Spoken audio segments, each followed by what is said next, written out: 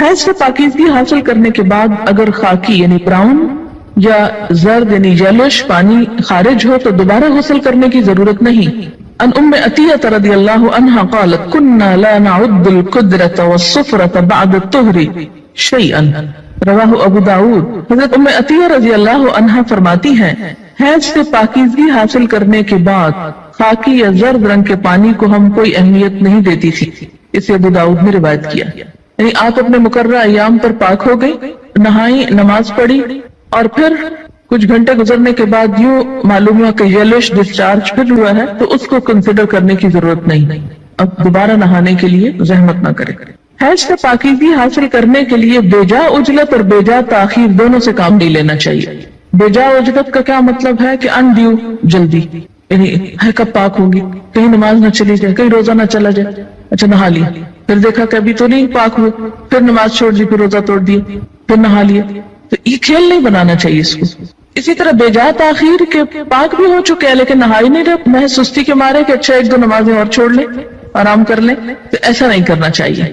غسل حیض میں تاخیر ہونے پر قضا نمازیں ادا کرنا چاہیے، یعنی اگر کسی وجہ سے پانی ختم ہے، پانی نہیں ہے، یا کئی سفر کی حالت میں ہے کہ ٹائم پہ نہیں پہنچے آپ کہ نہا سکیں، یا کوئی وجہ بن گئی، یعنی جان بوجھ کے نہیں ہو گیا ایسے، تو پھر کیا ہے جب نہا چکے تو پچھلی نماز لوٹائیں۔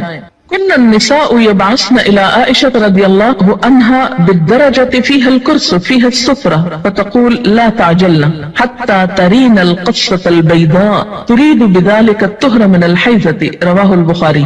خواتین رسول اللہ صلی اللہ علیہ وسلم کی زوجہ محترمہ سیدہ عائشہ رضی اللہ تعالی عنہا کے پاس ڈبیا میں روئی رکھ کر بھیجتی جس میں ابھی کچھ زردی باقی ہوتی، تو حضرت عائشہ فرماتی جب تک صاف شفاف پانی نہ دیکھ لو اس وقت تک طہر حاصل کرنے کے لیے جلدی سے کام نہ لیا کرو، یعنی جب تک بالکل صاف نہ ہو جائے انسان اس وقت تک نہانے میں جلدی نہیں کرنی چاہیے۔ سیدہ عائشہ رضی اللہ تعالی عنہا کی مراد حیض سے طہارت حاصل کرنا ہوتی تھی۔ القصۃ البیضاء کا لفظ دیکھ رہے ہیں یہاں پر آپ عربی عبارت میں، یہ انہوں نے معیار بتایا، حتی ترینا القصۃ البیضاء، وائٹ ڈسچارج۔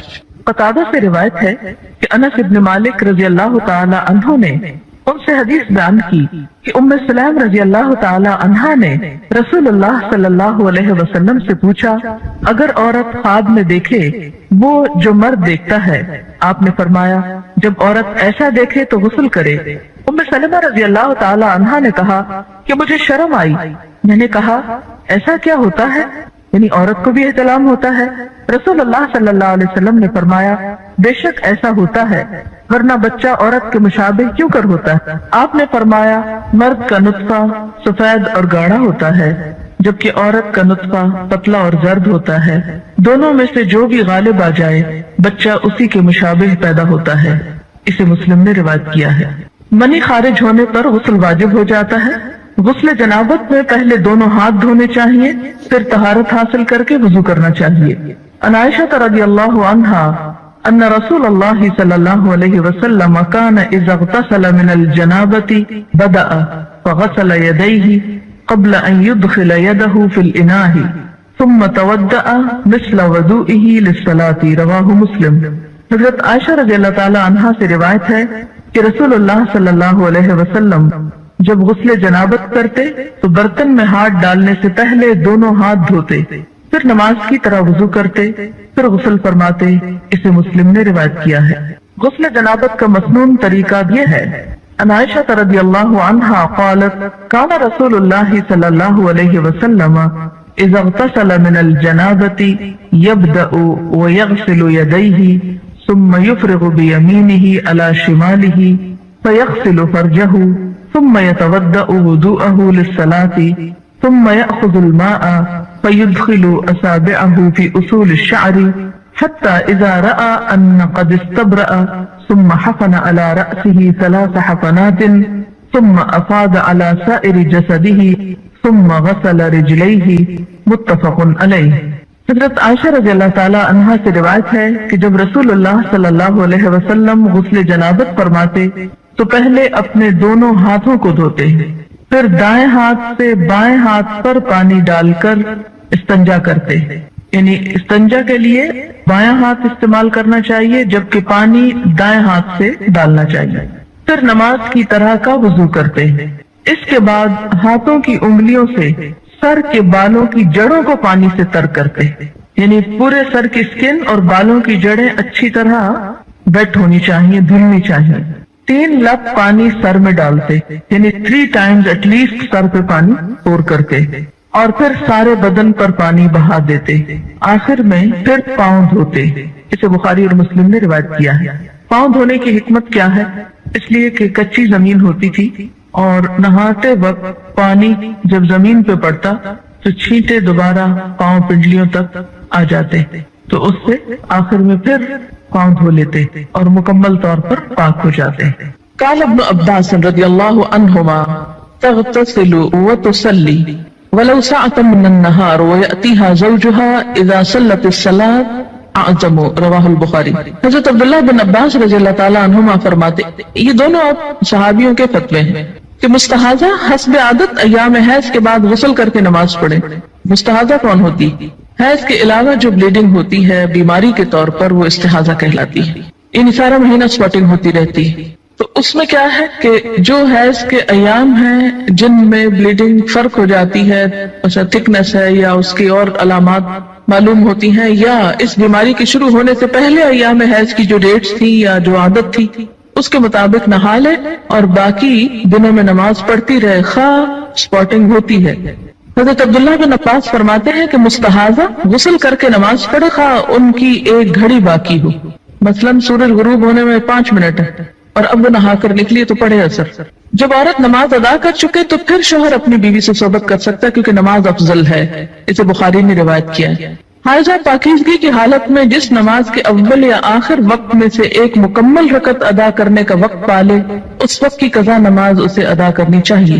مثلاً ظہر کی اذان ہو چکی، آدھا گھنٹہ گزر گیا، آپ نماز پڑھنے جا رہے تھے، پتہ چلا پیریڈز ہو گئے، اب نماز تو نہیں پڑھ سکتے، لیکن چونکہ وقت نماز کا داخل ہو چکا تھا اس لیے یہ نماز آپ کے ذمہ ہو گئی۔ اب جب آپ پاک ہوں گے تو یہ نماز دہرائیں گے۔ یہ پتہ ہے آپ کو پہلے سے؟ دیکھیں اکثریت نہیں بول رہی ہے۔ اس سے اندازہ کریں کہ ہم اپنے دین کے فرائض کو کس حد تک جانتے ہیں اور ہمارے بڑوں نے ہم کو کیا بتایا، اور اگر ایسی باتیں کلاس میں کی جائیں تو پھر یہ شرم و حیا کے خلاف۔ دیکھیں کہ یہ مسائل پڑھائی اس لیے جاتے ہیں کہ انسان فرائض میں کوتاہی نہ کرے، کیونکہ فرائض کی پوچھ ہے قیامت کے دن۔ اور اسی طرح اگر عصر کا وقت مثلا ختم ہونے سے آدھا گھنٹہ پہلے پاکی حاصل کی، اب نہانے میں 20 منٹ لگ گئے، 10 منٹ باقی ہیں، اور جتنی دیر میں مصلی بچھایا مغرب کی نماز ہو گئی۔ بعض اوقات ایسا نا سردی ہوتی ہے، دروازے بند کرتے، جائے نماز بچھاتے کرتے ٹائم ہو جاتا ہے۔ حیض اس خون کو کہتے ہیں جو خواتین کو ہر ماہ مقررہ اوقات میں کسی سبب کے بغیر از خود آتا ہے، یعنی ایک فطری طریقہ ہے۔ نفاس وہ خون ہے جو عورت کے رحم سے بچے کی ولادت کے وقت اور اس کے بعد کم و بیش 40 روز تک خارج ہوتا ہے۔ یاد رہے کہ شریعت میں حیض اور نفاس کے احکام ایک جیسے ہیں۔ حیض کے دنوں کی تعداد مقرر نہیں، کسی ماہ کم کسی ماہ زیادہ دن ہو سکتے ہیں، اسی طرح مختلف لوگوں کی عادت مختلف ہو سکتی ہے۔ حضرت عائشہ رضی اللہ تعالی عنہا سے روایت ہے کہ نبی اکرم صلی اللہ علیہ وسلم نے فرمایا، جب حیض آئے تو نماز چھوڑ دو، اور جب ختم ہو جائے تو غسل کر لو اور نماز پڑھو۔ اسے نسائی نے روایت کیا ہے۔ حالت حیض میں عورت کا جسم اور کپڑے دونوں پاک ہوتے ہیں، یعنی جسم اس میں کوئی بظاہر ناپاکی نہیں ہوتی۔ مثلاً ہاتھ پاک ہے، اگر عورت آٹا گوندنا چاہے تو آٹا ہاتھوں سے ناپاک نہیں ہو جائے گا۔ اگر پانی پیے تو اس کا بچا ہوا پانی ناپاک نہیں ہوگا۔ اگر کسی چیز کو چھو لے تو وہ چیز ناپاک نہیں ہوگی۔ جس بستر پہ سوتی ہے اس بستر کو دھونے کی ضرورت نہیں، جو کپڑے پہنتی ہے ان کپڑوں کو دھونے کی ضرورت نہیں، الا یہ کہ کوئی ظاہری نجاست ساتھ لگ جائے۔ حیض کی حالت میں عورت کا بوسہ لینا جائز ہے۔ حضرت میمونہ رضی اللہ تعالی عنہا فرماتی ہے کہ رسول اللہ صلی اللہ علیہ وسلم اپنی ازواج مطہرات سے بوس و کنار فرما لیا کرتے تھے، حالانکہ وہ حالت حیض میں ہوتی۔ اسے مسلم نے روایت کیا ہے۔ حائضہ سے صحبت کرنا منع ہے، یعنی انٹر کورس منع ہے۔ غسل سے پہلے حائضہ سے صحبت کرنا منع ہے، خواہ ایام حیض کی مدت کم ہو یا زیادہ۔ دوران حیض صحبت کرنے کا کفارہ 1 دینار 4 گرام سونا ہے، جبکہ حیض ختم ہونے لیکن غسل سے قبل صحبت کرنے کا کفارہ نصف دینار 2 گرام سونا صدقہ کرنا ہے۔ حضرت ابو ہریرہ رضی اللہ تعالی عنہ کہتے ہیں کہ رسول اللہ صلی اللہ علیہ وسلم نے فرمایا، جو شخص حائضہ سے صحبت کرے یا عورت سے دبر کے راستے سے صحبت کرے عمل قوم لوط کی طرح، یا نجومی کے پاس قسمت کا حال معلوم کرنے آئے، تو اس نے گویا محمد صلی اللہ علیہ وسلم پر نازل شدہ تعلیمات کا انکار کیا۔ اسے ترمذی نے روایت کیا ہے۔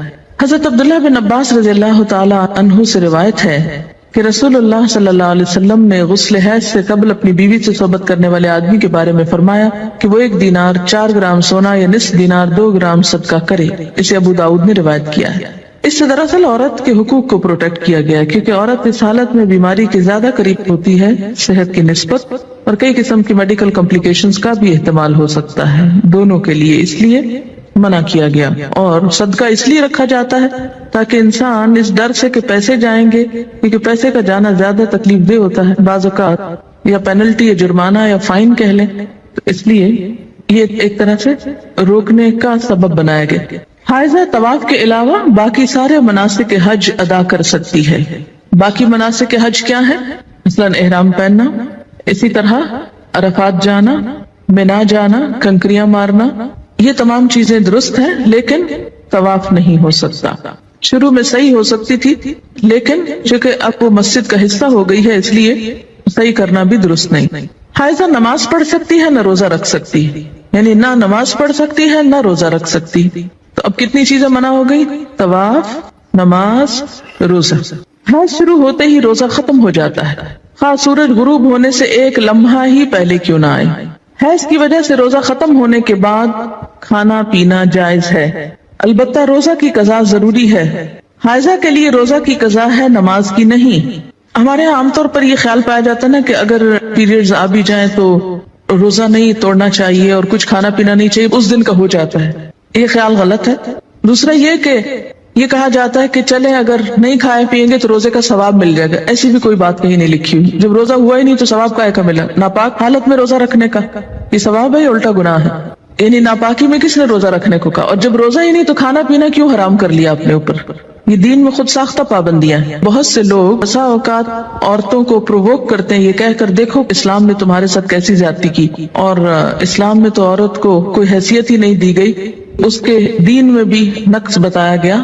تو نقص اور نقصان کمی کے لیے ہے، کسی عیب اور خرابی کے لیے نہیں۔ اب آپ دیکھیے کہ نماز میں تو کمی ہوتی ہے، لیکن اس وقت میں جو ایک تکلیف کی یا اذیت کی کیفیت ہوتی ہے اس کا صلہ بھی ملتا ہے، کیونکہ اللہ تعالیٰ نے لکھ دیا نا یہ۔ تو جو چیز اللہ تعالیٰ کی طرف سے آتی ہے اس پر انسان صبر کرے، جیسے بعضوں کو پین بہت ہے یا کوئی اور ایسی کیفیت ہے، تو یہ ایسے حالات میں صبر کرنا جو ہے وہ اجر کا سبب ہے۔ اگر ادھر سے کمی ہوئی تو ادھر سے بڑھ بھی گیا اجر، ٹھیک ہے۔ دوسری بات یہ کہ کمی سے مراد نمازوں کی تعداد میں کمی ہے، جس کو آپ بعد میں عام حالات میں نفل وغیرہ پڑھ کے بھی پورا کر سکتے ہیں، یا پھر یہ کہ کمی سے مراد اس اعتبار سے کمی بھی ہے کہ ایک مثلا تہجد کی روٹین آپ بناتے ہیں یا نمازوں میں خشوع خضوع کی روٹین بناتے ہیں، ابھی آپ اس حالت میں ہوتے ہیں کہ نماز چھوٹ جاتی ہے، اب کیا ہو گیا؟ نہ صرف یہ کہ وہ چند دن نمازوں کی کمی ہوئی، بلکہ دوبارہ ایک اچھی حالت میں آنے کے لیے، دوبارہ سے نئی عادت بنانے کے لیے پھر ایک مشکل پڑ جاتی۔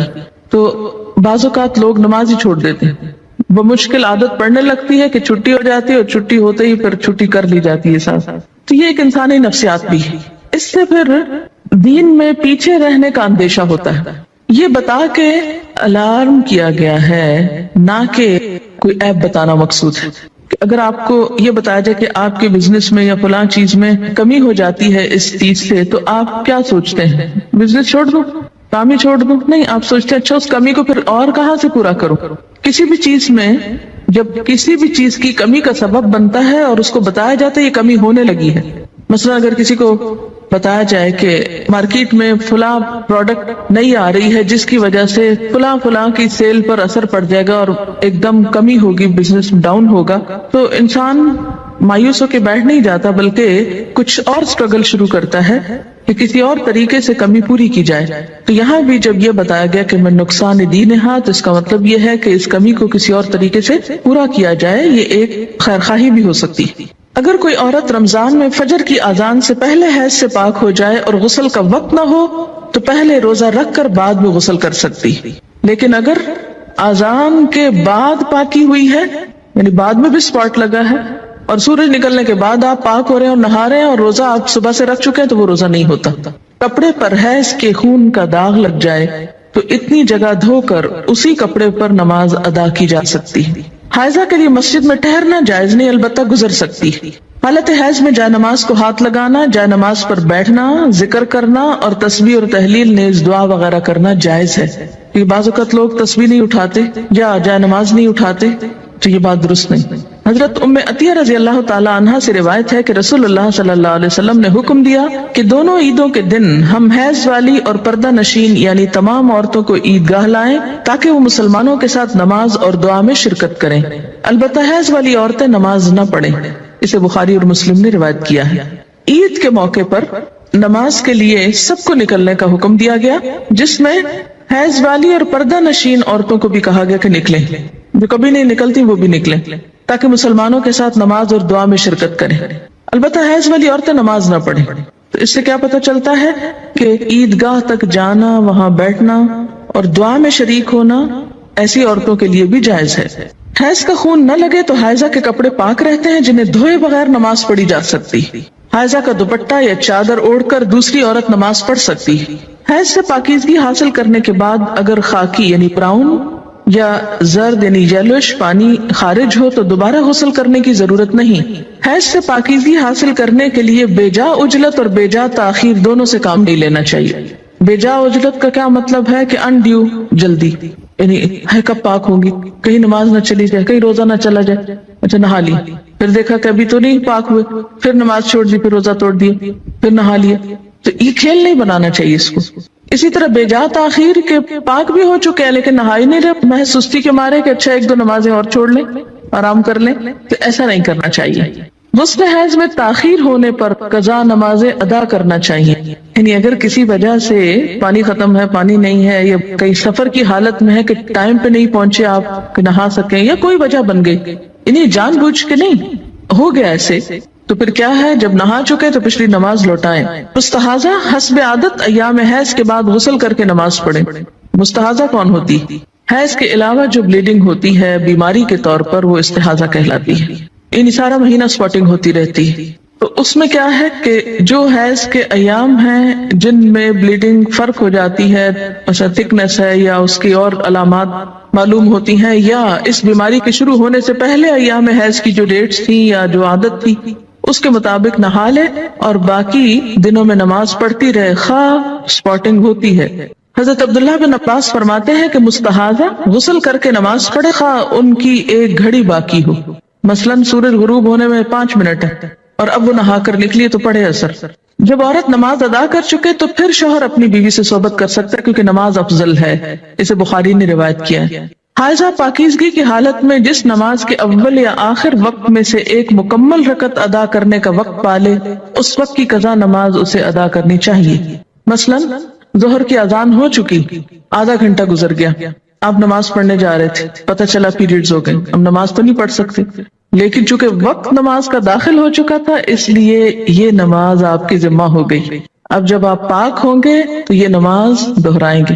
اور اسی طرح اگر عصر کا وقت مثلا ختم ہونے سے آدھا گھنٹہ پہلے پاکی حاصل کی، اب نہانے میں 20 منٹ لگ گئے، 10 منٹ باقی ہیں، اور جتنی دیر میں مصلی بچھایا مغرب کی نماز ہو گئی۔ بعض اوقات ایسا نا سردی ہوتی ہے، دروازے بند کرتے جائے نماز بچھاتے کرتے ٹائم ہو جاتا ہے، اتنے میں اذان ہوگی، اب مغرب پڑھ کے کیا کرے، عصر قضا پڑھے۔ حائضہ کو مسلسل قرآن پاک کی تلاوت کرنا منع ہے، البتہ ایک آیت توڑ کر پڑھ سکتی ہے، یعنی بیچ میں سانس لے سکتی ہے، اور یہ حدیث نہیں ہے، بہرحال ابراہیم نخعی کا قول ہے۔ حضرت ابراہیم نخعی کہتے ہیں کہ حائضہ قرآن مجید کی ایک آیت پڑھ لے تو کوئی حرج نہیں، اسے بخاری نے روایت کیا ہے۔ یعنی اس معاملے میں علماء اور فقہاء کے درمیان اختلاف ہے، بعض کہتے ہیں کہ آیت میں سانس لے لے بیچ میں، کٹھی نہ پڑھے، اور بعض یہ کہتے ہیں کہ اگر پڑھ لے تو حرج کوئی نہیں ہے، کیونکہ کسی صحیح حدیث میں منع نہیں کیا گیا۔ ایک روایت ملتی ہے مگر وہ ضعیف ہے۔ حائضہ قرآن مجید کو ہاتھ نہ لگائے، اگر پکڑنا ضروری ہے تو کپڑے سے پکڑنا چاہیے، یعنی عربک ٹیکسٹ جو ہے اس کو ٹچ نہیں کریں۔ شوہر کی اجازت سے حیض لانے یا حیض روکنے کی ادویات استعمال کرنا جائز ہے۔ دوران حیض بیوی کو طلاق دینا منع ہے جو شہوت کے وقت ذکر کے سرے پر نمودار ہوتا ہے، یعنی کہ جو اچھل کر نہیں نکلتا بلکہ ویسے ہی ویٹنس ہوتی، اور منی عضو مخصوص سے لذت اور جوش کے ساتھ ٹپک کر خارج ہونے والا سفید مادہ ہوتا ہے جس سے انسان پیدا ہوتا ہے. اس کے خروج سے آدمی پر غسل فرض ہو جاتا ہے. ودی وہ گاڑھا سفید پانی جو پیشاب سے قبل یا بعد خارج ہوتا ہے، اس کے نکلنے پر غسل کرنا ضروری نہیں.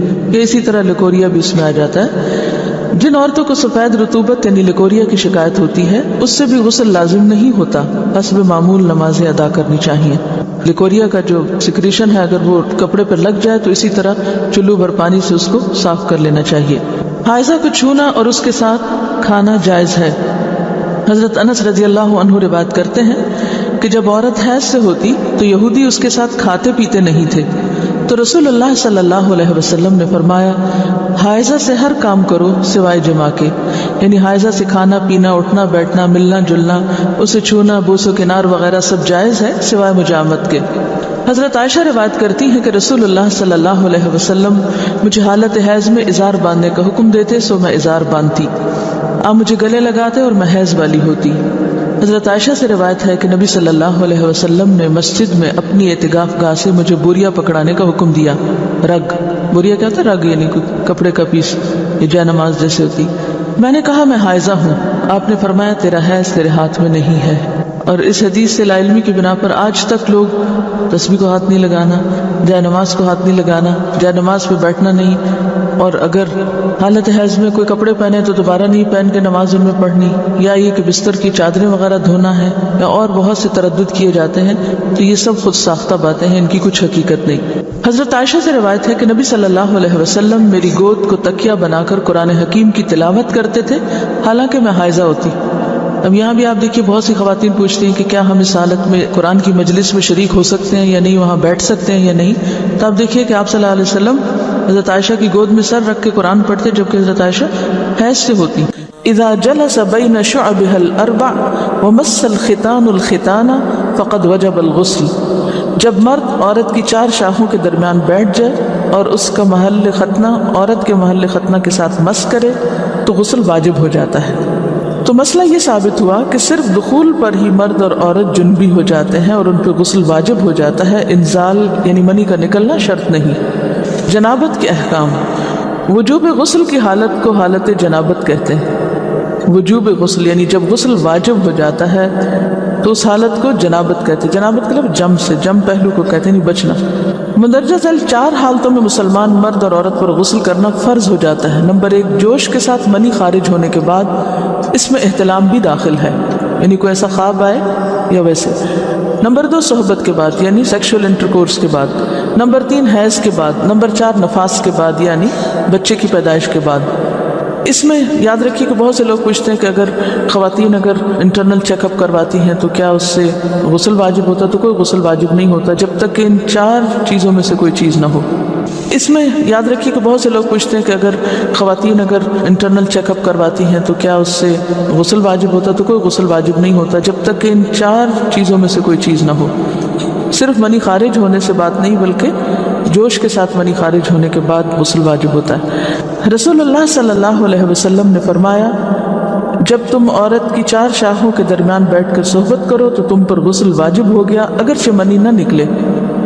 آپ نے غور کیا ہوگا کہ طہارت کے مسائل بہت تفصیل کے ساتھ اور اپنے اندر بہت ڈیٹیلز رکھتے ہیں، اور بہت سے موضوعات ایسے ہیں کہ جو انسان کی ظاہری زندگی نہیں بلکہ اس کی نجی اور ذاتی زندگی سے متعلق بھی ہیں، لیکن اس طرح پبلکلی ان کو پڑھانا اور ان کو سکھانا یہ بھی ایک ضرورت ہے، کیونکہ آپ صلی اللہ علیہ وسلم نے انصار کی خواتین کی تعریف کی کہ انصار کی خواتین کتنی اچھی ہیں جنہیں حیا دین کا علم حاصل کرنے سے نہیں روکتا. تو سوال یہ پیدا ہوتا ہے کہ آخر اتنی تفصیلات کیوں، اور بعض لوگ اس کو ناپسندیدہ قرار دیتے ہیں. تو ایسا کرنا ناسمجھی کی علامت ہے. ہم دیکھتے ہیں کہ انسان اگر اللہ کے بتائے ہوئے طریقے کے مطابق زندگی بسر کرتا ہے تو اس میں خیر ہی خیر ہے، اور وہ صرف خیر اس کی اپنی ذات تک نہیں رہتی، بعض اوقات دوسروں کی بھلائی کا ذریعہ بھی بن جاتی. عورت کو بھی احتلام ہوتا ہے. ام المومنین حضرت سلمہ رضی اللہ عنہا روایت کرتی ہیں کہ حضرت ام سلیم نے رسول اللہ صلی اللہ علیہ وسلم سے کہا اے اللہ کے رسول، یقیناً اللہ حق سے نہیں شرماتا، یعنی حق بات اور ایک ضروری بات جو ہے اس کو واضح کرنا ضروری ہوتا ہے، اور اس معاملے میں شرم سے کام نہیں لینا چاہیے، کہیں ایسا نہ ہو کہ انسان انجانے میں غلط کام کرتا رہے۔ تو یہ کہہ کر انہوں نے مسئلہ پوچھا، کیا عورت پر غسل ہے جبکہ اس کو احتلام ہو؟ آپ نے فرمایا ہاں، لیکن جب پانی کا نشان دیکھے یعنی منی دیکھے۔ اس پر حضرت ام سلمہ نے شرم سے منہ چھپا لیا اور عرض کیا، اے اللہ کے رسول، کیا عورت کو بھی احتلام ہوتا ہے؟ آپ نے فرمایا ہاں ہوتا ہے، تیرا داہنا ہاتھ خاک آلود ہو، یعنی یہ ایک پیار کی ڈانٹ تھی، اور اس میں ہو سکتا ہے کہ مزاج کا فرق ہو، بعض خواتین کے ساتھ ایسا نہ ہو اور بعض کے ساتھ ایسا ہو، لیکن اس میں جو اصل چیز ہے وہ ایکسیسو واٹر ڈسچارج ہے، اس میں کہیں ایسا نہ ہو کہ لیکوریا وغیرہ کے ساتھ اس کو ریلیٹ کر دیا جائے، دونوں چیزوں میں فرق ہے۔ اور احتلام جو ہے وہ سوتے وقت ہوتا ہے، یعنی سو کر اٹھنے پر اگر انسان اپنے کپڑوں پر زیادہ ڈسچارج دیکھے، خواہ کوئی خواب یا کوئی فیلنگ یاد نہ بھی ہو، تو پھر غسل کرنا ضروری ہے۔ معلوم ہوا کہ عورت یا مرد نیند سے اٹھ کر اگر تری یعنی نشان منی دیکھیں تو یہ احتلام کی علامت ہے، لہٰذا ان پر غسل کرنا فرض ہو جاتا ہے، اور اگر احتلام کی کیفیت انہیں یاد ہو لیکن نشان نہ پائیں، یعنی خواب یاد ہے لیکن کوئی سامنے علامت نہیں، تو غسل فرض نہیں ہوگا۔ ایسی صورت میں شک کی ضرورت نہیں ہے کہ نہیں میں نے خواب دیکھا اور مجھے خواب بالکل صحیح یاد ہے تو مجھے نہانا چاہیے، نہیں، محض خواب پر نہیں نہایا جائے گا جب تک کہ فزیکلی کوئی ایسی چیز سامنے دیکھی نہ جائے۔ حضرت ام سلمہ روایت کرتی ہیں کہ میں نے کہا، اے اللہ کے رسول صلی اللہ علیہ وسلم، میں اپنے سر کے بال خوب مضبوط گونتھی ہوں، کیا میں انہیں غسل جنابت کے وقت کھولا کروں؟ آپ نے فرمایا ان کا کھولنا ضروری نہیں، تیرے لیے یہی کافی ہے کہ 3 لپ پانی اپنے سر پر ڈالے، پھر اپنے سارے بدن پر پانی بہائے، پس تو پاک ہو جائے گی۔ یعنی بالوں کی جڑیں بھیگنا، سکن بھیگنا ضروری ہے، سارے بال کھولنا ضروری نہیں ہے۔ جنبی کے بالوں کا مسئلہ، حضرت عائشہ کو خبر ملی کہ حضرت عبداللہ ابن عمرو عورتوں کو غسل جنابت کے لیے بال کھولنے کا حکم دیتے ہیں۔ فرمانے لگی، ابن عمرو پر تعجب ہے، انہوں نے عورتوں کو تکلیف میں ڈال دیا، وہ انہیں سر منڈوانے کا حکم کیوں نہیں دے دیتے؟ یہ حضرت عائشہ کی ڈانٹ تھی، یعنی وہ یہ تو کہنے کہ عورتیں بال کھول کھول کے نہائیں، تو وہ پھر سیدھا یہی کہے کہ عورتیں بال منڈوا لیں۔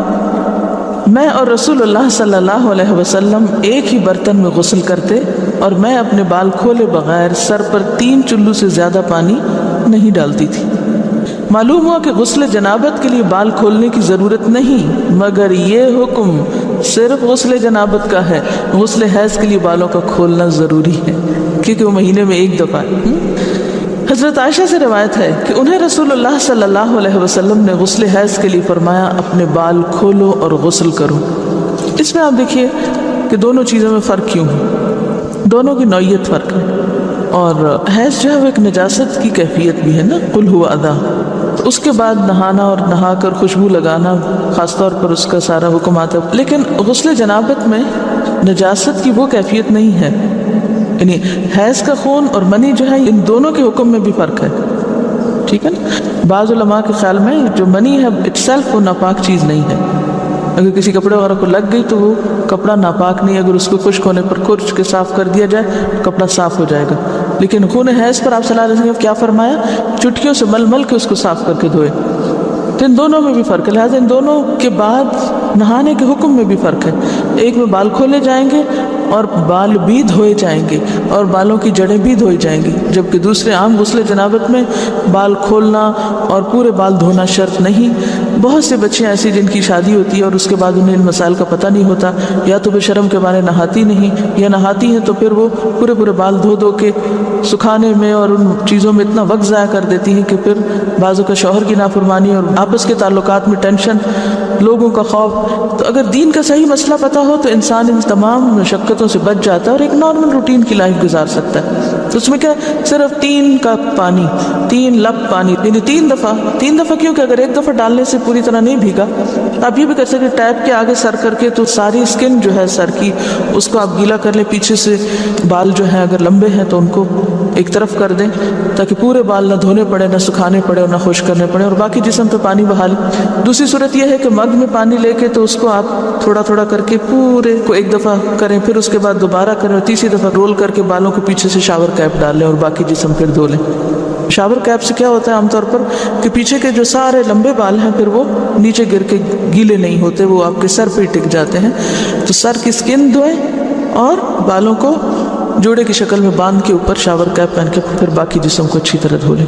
تو اس میں آپ دیکھیں کہ جب بالکل سر کے اسکن کا حصہ ہی تر ہوگا، اور یہ 3 دفعہ کرنا ہوگا، ایک دفعہ سے نہیں کام چلے کہ 3 دفعہ کرنا، تاکہ کوئی بھی بال برابر جگہ اسکن کی خشک نہ رہ جائے.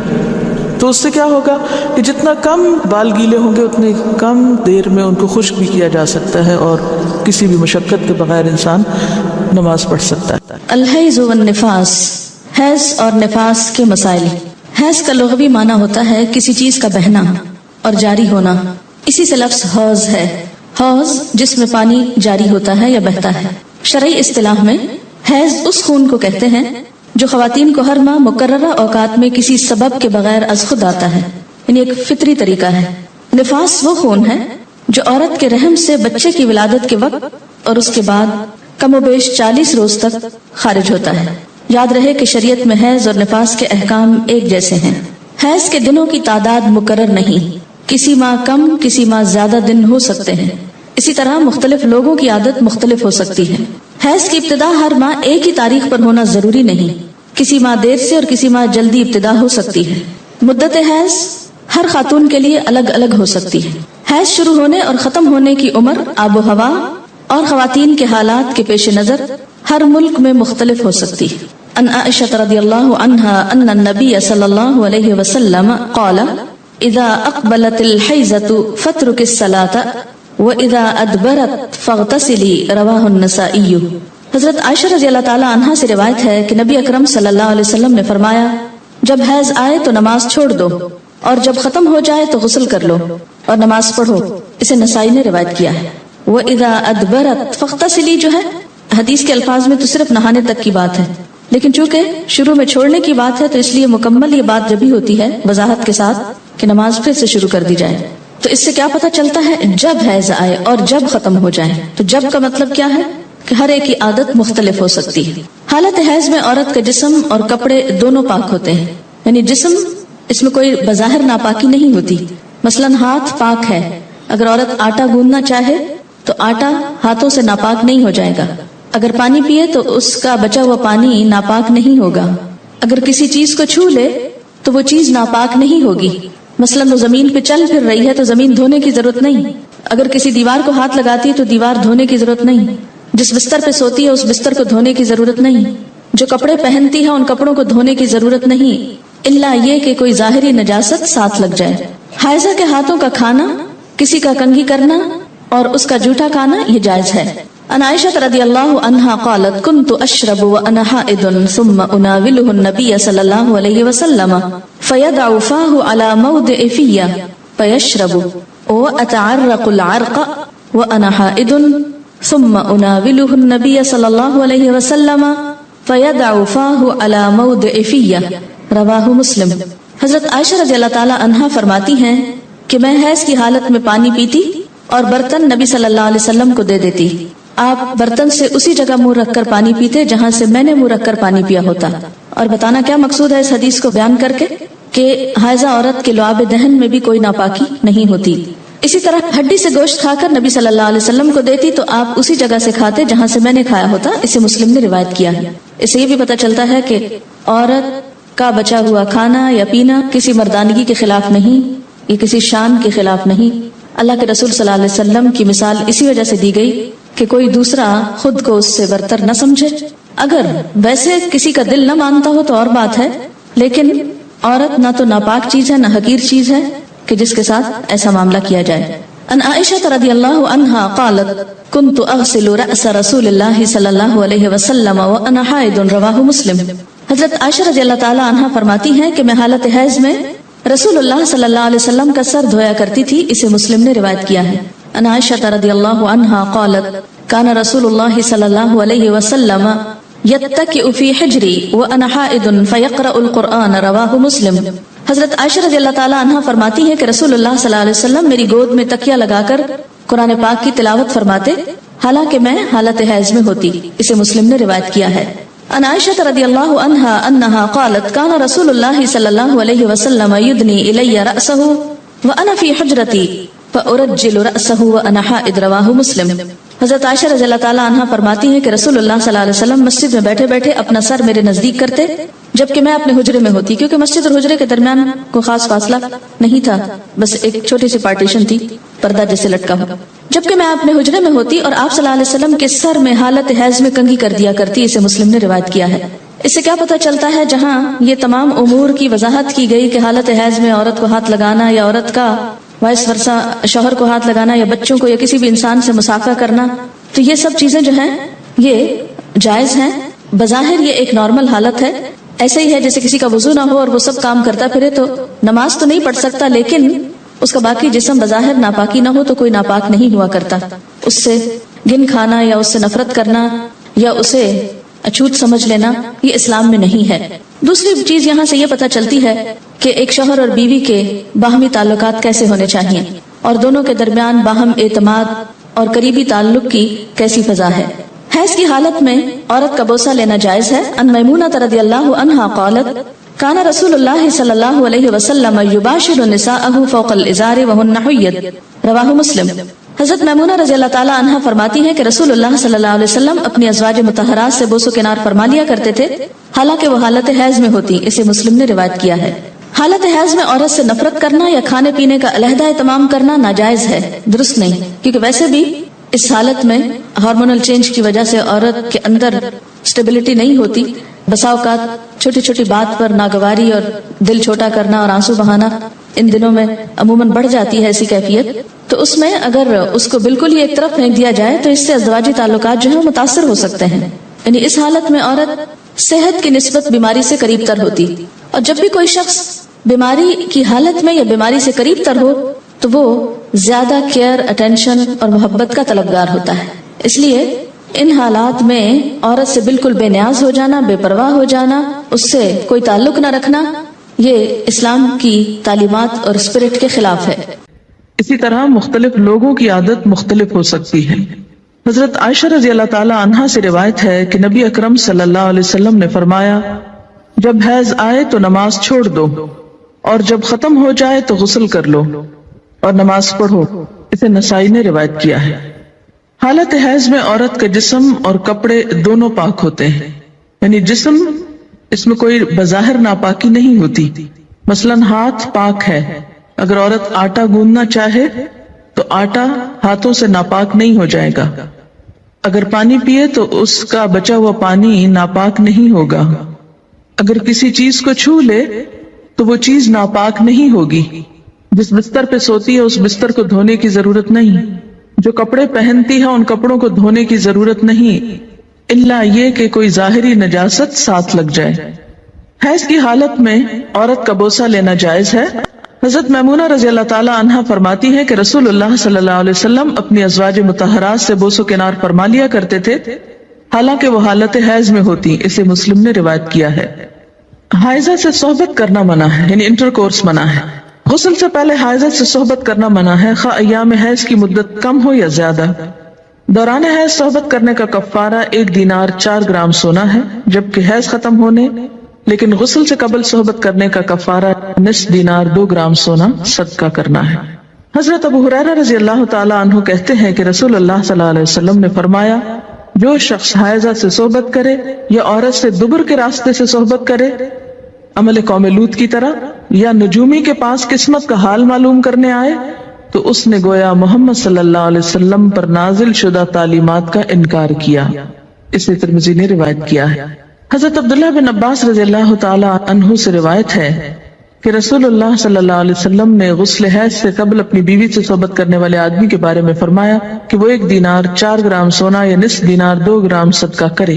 اسے ابو داؤد نے روایت کیا ہے۔ اس سے دراصل عورت کے حقوق کو پروٹیکٹ کیا گیا، کیونکہ عورت اس حالت میں بیماری کے زیادہ قریب ہوتی ہے صحت کی نسبت، اور کئی قسم کی میڈیکل کمپلیکیشنز کا بھی احتمال ہو سکتا ہے دونوں کے لیے، اس لیے منع کیا گیا۔ اور صدقہ اس لیے رکھا جاتا ہے تاکہ انسان اس ڈر سے کہ پیسے جائیں گے، کیونکہ پیسے کا جانا زیادہ تکلیف دہ ہوتا ہے بعض اوقات، یا پینلٹی یا جرمانہ یا فائن کہہ لیں، تو اس لیے یہ ایک طرح سے روکنے کا سبب بنایا گیا۔ حائضہ طواف کے علاوہ باقی سارے مناسک حج ادا کر سکتی ہے۔ باقی مناسک حج کیا ہیں؟ مثلا احرام پہننا، اسی طرح عرفات جانا، منا جانا، کنکریاں مارنا، یہ تمام چیزیں درست ہیں، لیکن طواف نہیں ہو سکتا. شروع میں صحیح ہو سکتی تھی، لیکن چونکہ اب وہ مسجد کا حصہ ہو گئی ہے اس لیے صحیح کرنا بھی درست نہیں. حائضہ نماز پڑھ سکتی ہے نہ روزہ رکھ سکتی، یعنی نہ نماز پڑھ سکتی ہے نہ روزہ رکھ سکتی. تو اب کتنی چیزیں منع ہو گئی؟ طواف، نماز، روزہ. حیض شروع ہوتے ہی روزہ ختم ہو جاتا ہے، خواہ سورج غروب ہونے سے ایک لمحہ ہی پہلے کیوں نہ آئے. حیض کی وجہ سے روزہ ختم ہونے کے بعد کھانا پینا جائز ہے، البتہ روزہ کی قضا ضروری ہے. حائضہ کے لیے روزہ کی قضا ہے، نماز کی نہیں. ہمارے یہاں عام طور پر یہ خیال پایا جاتا ہے نا کہ اگر پیریڈز آ بھی جائیں تو روزہ نہیں توڑنا چاہیے اور کچھ کھانا پینا نہیں چاہیے، اس دن کا ہو جاتا ہے. یہ خیال غلط ہے. دوسرا یہ کہ یہ کہا جاتا ہے کہ چلیں اگر نہیں کھائے پیئیں گے تو روزے کا ثواب مل جائے گا. ایسی بھی کوئی بات کہیں نہیں لکھی ہوئی. جب روزہ ہوا ہی نہیں تو ثواب کائے کا ملا؟ ناپاک حالت میں روزہ رکھنے کا یہ ثواب ہے یا الٹا گناہ ہے؟ یعنی ناپاکی میں کس نے روزہ رکھنے کو کہا؟ اور جب روزہ ہی نہیں تو کھانا پینا کیوں حرام کر لیا اپنے اوپر؟ یہ دین میں خود ساختہ پابندیاں ہیں. بہت سے لوگ بسا اوقات عورتوں کو پرووک کرتے ہیں یہ کہہ کر دیکھو اسلام نے تمہارے ساتھ کیسی زیادتی کی، اور اسلام میں تو عورت کو کوئی حیثیت ہی نہیں دی گئی، اس کے دین میں بھی نقص بتایا گیا. تو نقص اور نقصان کمی کے لیے ہے، کسی عیب اور خرابی کے لیے نہیں. اب آپ دیکھیے کہ نماز میں تو کمی ہوتی ہے، لیکن اس وقت میں جو ایک تکلیف کی اذیت کی کیفیت ہوتی ہے اس کا صلہ بھی ملتا ہے، کیونکہ اللہ تعالیٰ نے لکھ دیا نا یہ. تو جو چیز اللہ تعالیٰ کی طرف سے آتی ہے اس پر انسان صبر کرے. جیسے بعضوں کو پین بہت ہے یا کوئی اور ایسی کیفیت ہے، تو یہ ایسے حالات میں صبر کرنا جو ہے وہ اجر کا سبب ہے. اگر ادھر سے کمی ہوئی تو ادھر سے بڑھ بھی گیا اجر. ٹھیک ہے. دوسری بات یہ کہ کمی سے مراد نمازوں کی تعداد میں کمی ہے، جس کو آپ بعد میں عام حالات میں نفل وغیرہ پڑھ کے بھی پورا کر سکتے ہیں، یا پھر یہ کہ کمی سے مراد اس اعتبار سے کمی بھی ہے کہ ایک مثلا تہجد کی روٹین آپ بناتے ہیں یا نمازوں میں خشوع خضوع کی روٹین بناتے ہیں، این ابھی آپ اس حالت میں ہوتے ہیں کہ نماز چھوٹ جاتی ہے. اب کیا ہو گیا؟ نہ صرف یہ کہ وہ چند دن نمازوں کی کمی ہوئی، بلکہ دوبارہ ایک اچھی حالت میں آنے کے لیے، دوبارہ سے نئی عادت بنانے کے لیے پھر ایک مشکل پڑ جاتی. تو بعض اوقات لوگ نماز ہی چھوڑ دیتے ہیں، وہ مشکل عادت پڑنے لگتی ہے کہ چھٹی ہو جاتی ہے، اور چھٹی ہوتے ہی پھر چھٹی کر لی جاتی ہے ساتھ. تو یہ ایک انسانی نفسیات بھی ہے. اس سے پھر دین میں پیچھے رہنے کا اندیشہ ہوتا ہے. یہ بتا کے الارم کیا گیا ہے، نہ کہ کوئی عیب بتانا مقصود ہے. اگر آپ کو یہ بتایا جائے کہ آپ کے بزنس میں یا فلاں چیز میں کمی ہو جاتی ہے اس چیز سے، تو آپ کیا سوچتے ہیں؟ بزنس چھوڑ دوں، کام ہی چھوڑ دوں؟ نہیں، آپ سوچتے ہیں اچھا اس کمی کو پھر اور کہاں سے پورا کروں. کسی بھی چیز میں جب کسی بھی چیز کی کمی کا سبب بنتا ہے اور اس کو بتایا جاتا ہے یہ کمی ہونے لگی ہے. مثلا اگر کسی کو بتایا جائے کہ مارکیٹ میں فلاں پروڈکٹ نہیں آ رہی ہے جس کی وجہ سے فلاں کی سیل پر اثر پڑ جائے گا اور ایک دم کمی ہوگی، بزنس ڈاؤن ہوگا، تو انسان مایوس ہو کے بیٹھ نہیں جاتا، بلکہ کچھ اور سٹرگل شروع کرتا ہے کہ کسی اور طریقے سے کمی پوری کی جائے. تو یہاں بھی جب یہ بتایا گیا کہ میں نقصان دین ہے، تو اس کا مطلب یہ ہے کہ اس کمی کو کسی اور طریقے سے پورا کیا جائے. یہ ایک خیرخواہی بھی ہو سکتی. اگر کوئی عورت رمضان میں فجر کی اذان سے پہلے حیض سے پاک ہو جائے اور غسل کا وقت نہ ہو تو پہلے روزہ رکھ کر بعد میں غسل کر سکتی. لیکن اگر اذان کے بعد پاکی ہوئی ہے، یعنی بعد میں بھی سپاٹ لگا ہے اور سورج نکلنے کے بعد آپ پاک ہو رہے ہیں اور نہا رہے ہیں اور روزہ آپ صبح سے رکھ چکے ہیں، تو وہ روزہ نہیں ہوتا. کپڑے پر حیض کے خون کا داغ لگ جائے تو اتنی جگہ دھو کر اسی کپڑے پر نماز ادا کی جا سکتی. حائضہ کے لیے مسجد میں ٹھہرنا جائز نہیں، البتہ گزر سکتی. حالت حیض میں جائے نماز کو ہاتھ لگانا، جائے نماز پر بیٹھنا، ذکر کرنا اور تسبیح اور تحلیل نیز دعا وغیرہ کرنا جائز ہے. کیونکہ بعض اوقات لوگ تسبیح نہیں اٹھاتے یا جائے نماز نہیں اٹھاتے، تو یہ بات درست نہیں. حضرت ام عطیہ رضی اللہ تعالی عنہا سے روایت ہے کہ رسول اللہ صلی اللہ علیہ وسلم نے حکم دیا کہ دونوں عیدوں کے دن ہم حیض والی اور پردہ نشین یعنی تمام عورتوں کو عیدگاہ لائیں تاکہ وہ مسلمانوں کے ساتھ نماز اور دعا میں شرکت کریں. البتہ حیض والی عورتیں نماز نہ پڑھیں. اسے بخاری اور مسلم نے روایت کیا ہے.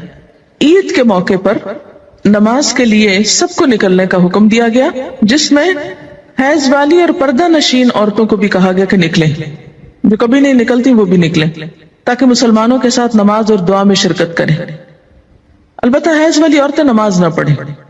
تو اس سے کیا پتہ چلتا ہے کہ عیدگاہ تک جانا، وہاں بیٹھنا اور دعا میں شریک ہونا ایسی عورتوں کے لیے بھی جائز ہے۔ حیض کا خون نہ لگے تو حائضہ کے کپڑے پاک رہتے ہیں جنہیں دھوئے بغیر نماز پڑھی جا سکتی۔ حائضہ کا دوپٹہ یا چادر اوڑھ کر دوسری عورت نماز پڑھ سکتی۔ حیض سے پاکیزگی حاصل کرنے کے بعد اگر خاکی یعنی براؤن یا زرد یعنی یلوش پانی خارج ہو تو دوبارہ غسل کرنے کی ضرورت نہیں۔ حیض سے پاکیزگی حاصل کرنے کے لیے بے جا عجلت اور بے جا تاخیر دونوں سے کام نہیں لینا چاہیے۔ بے جا عجلت کا کیا مطلب ہے کہ انڈیو جلدی، یعنی ہے کب پاک ہوں گی، کہیں نماز نہ چلی جائے، کہیں روزہ نہ چلا جائے، اچھا نہا لی، پھر دیکھا کہ ابھی تو نہیں پاک ہوئے، پھر نماز چھوڑ دی، پھر روزہ توڑ دیا، پھر نہا لیا، تو یہ کھیل نہیں بنانا چاہیے اس کو۔ اسی طرح بے جا تاخیر کے پاک بھی ہو چکے ہیں لیکن نہائی نہیں رہے، محض سستی کے مارے کہ اچھا ایک دو نمازیں اور چھوڑ لیں، آرام کر لیں، تو ایسا نہیں کرنا چاہیے۔ غسل حیض میں تاخیر ہونے پر قضا نمازیں ادا کرنا چاہیے، یعنی اگر کسی وجہ سے پانی ختم ہے، پانی نہیں ہے، یا کئی سفر کی حالت میں ہے کہ ٹائم پہ نہیں پہنچے آپ کہ نہا سکیں، یا کوئی وجہ بن گئی، یعنی جان بوجھ کے نہیں ہو گیا ایسے، تو پھر کیا ہے، جب نہا چکے تو پچھلی نماز لوٹائیں۔ مستحاضہ حسب عادت ایام حیض کے بعد غسل کر کے نماز پڑھیں۔ مستحاضہ کون ہوتی؟ حیض کے علاوہ جو بلیڈنگ ہوتی ہے بیماری کے طور پر، وہ استحاضہ کہلاتی ہے، یعنی سارا مہینہ سپاٹنگ ہوتی رہتی ہے۔ تو اس میں کیا ہے کہ جو حیض کے ایام ہیں جن میں بلیڈنگ فرق ہو جاتی ہے، مثلا تھکنس ہے یا اس کی اور علامات معلوم ہوتی ہیں، یا اس بیماری کے شروع ہونے سے پہلے ایام حیض کی جو ڈیٹس تھی یا جو عادت تھی اس کے مطابق نہا لے اور باقی دنوں میں نماز پڑھتی رہے خواہ سپاٹنگ ہوتی ہے۔ حضرت عبداللہ بن عباس فرماتے ہیں کہ مستحاضہ غسل کر کے نماز پڑھے خواہ ان کی ایک گھڑی باقی ہو، مثلاً سورج غروب ہونے میں 5 منٹ ہے اور اب وہ نہا کر نکلی تو پڑھے اثر۔ جب عورت نماز ادا کر چکے تو پھر شوہر اپنی بیوی سے صحبت کر سکتا ہے کیونکہ نماز افضل ہے، اسے بخاری نے روایت کیا ہے۔ حائضہ پاکیزگی کی حالت میں جس نماز کے اول یا آخر وقت میں سے ایک مکمل رکعت ادا کرنے کا وقت پالے اس وقت کی قضا نماز اسے ادا کرنی چاہیے۔ مثلاً ظہر کی اذان ہو چکی، آدھا گھنٹہ گزر گیا، آپ نماز پڑھنے جا رہے تھے، پتہ چلا پیریڈز ہو گئے، اب نماز تو نہیں پڑھ سکتے، لیکن چونکہ وقت نماز کا داخل ہو چکا تھا اس لیے یہ نماز آپ کی ذمہ ہو گئی۔ اب جب آپ پاک ہوں گے تو یہ نماز دہرائیں گے۔ اور اسی طرح اگر عصر کا وقت مثلا ختم ہونے سے آدھا گھنٹہ پہلے پاکی حاصل کی، اب نہانے میں 20 منٹ لگ گئے، 10 منٹ باقی ہیں، اور جتنی دیر میں مصلی بچھایا مغرب کی نماز ہو گئی۔ بعض اوقات ایسا نا سردی ہوتی ہے، دروازے بند کرتے جائے نماز بچھاتے کرتے ٹائم ہو جاتا ہے، اتنے میں اذان ہوگی، اب مغرب پڑھ کے کیا کرے، عصر قضا پڑھے۔ حائضہ کو مسلسل قرآن پاک کی تلاوت کرنا منع ہے، البتہ ایک آیت توڑ کر پڑھ سکتی ہے، یعنی بیچ میں سانس لے سکتی ہے، اور یہ حدیث نہیں ہے، بہرحال ابراہیم نخعی کا قول ہے۔ حضرت ابراہیم نخعی کہتے ہیں کہ حائضہ قرآن مجید کی ایک آیت پڑھ لے تو کوئی حرج نہیں، اسے بخاری نے روایت کیا ہے۔ یعنی اس معاملے میں علماء اور فقہاء کے درمیان اختلاف ہے، بعض کہتے ہیں کہ آیت میں سانس لے لے بیچ میں، کٹھی نہ پڑھے، اور بعض یہ کہتے ہیں کہ اگر پڑھ لے تو حرج کوئی نہیں ہے کیونکہ کسی صحیح حدیث میں منع نہیں کیا گیا۔ ایک روایت ملتی ہے مگر وہ ضعیف ہے۔ حائضہ قرآن مجید کو ہاتھ نہ لگائے، اگر پکڑنا ضروری ہے تو کپڑے سے پکڑنا چاہیے، یعنی عربک ٹیکسٹ جو ہے اس کو ٹچ نہیں کریں۔ شوہر کی اجازت سے حیض لانے یا حیض روکنے کی ادویات استعمال کرنا جائز ہے۔ دوران حیض بیوی کو طلاق دینا منع ہے،